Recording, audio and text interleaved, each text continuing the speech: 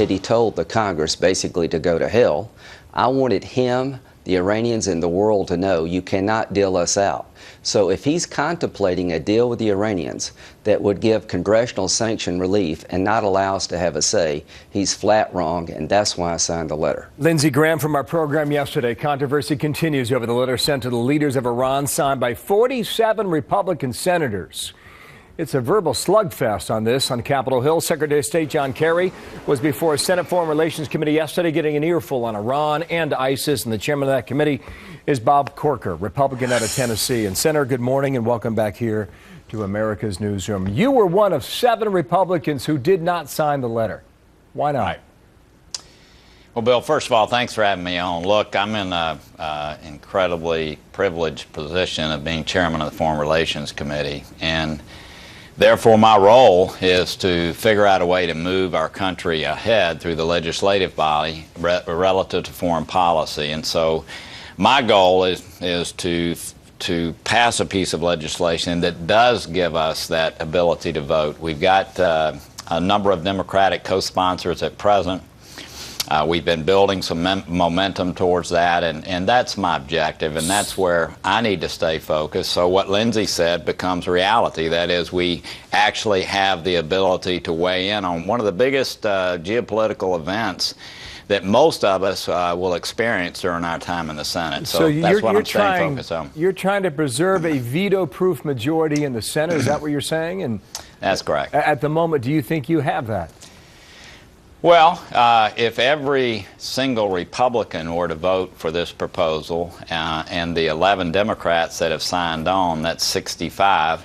Obviously, some of the drama that has occurred over the last week or so has sort of put us in a, we've stopped for a little while, but we're going to pick momentum back up, and my guess is we will get there, because I think whether you're Republican or Democrat, having the right to vote on the biggest, again, this is geopolitically, in many ways, is far bigger than what is happening right now with ISIS.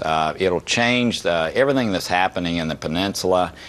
This could create tremendous amounts of nuclear proliferation, not to speak of the huge amounts of money that will come to Iran if you reach a bad final deal. They'll over time be able to access a nuclear weapon, but additionally they'll have access to $130 billion that they can use, that is now stranded overseas, that they can use to keep the terrorist activities that they have going on right now in the region. So that answer right there gives you a sense of how critical this is. It is critical. Was it a mistake for your Republican colleagues to write that letter, do you think?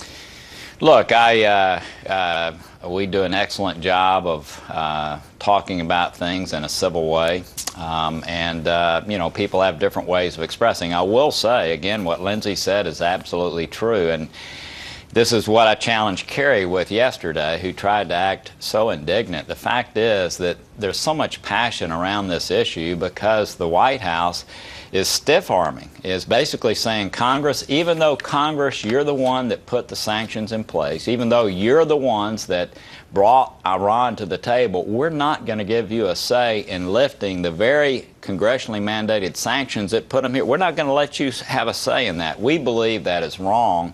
People on both sides of the aisle believe that is wrong, and ultimately I think we're going to prevail. Wow. With regard to Secretary Kerry, too, he was hammered by Marco Rubio.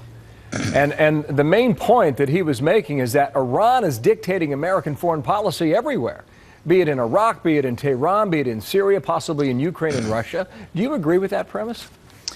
Well, Bill, I was in Iraq 3 weeks ago. I was in Baghdad. I went up to Erbil to visit with our Kurdish friends. Everything that we're doing right now in Iran, even though I support the efforts we have underway against ISIS, every single thing that we're doing there right now is preparing Iraq to be a better nation for Iran. Iran has permeated the parliament. The head of the Quds Force, General Soleimani, is now a huge public figure there. He's a rock star. Mm-hmm. He's out with the Shia militias as they're going into places like Tikrit. So the fact is that, you know, Iran is playing a huge role there. They're playing a massive role in Syria. They're playing a big role in Yemen.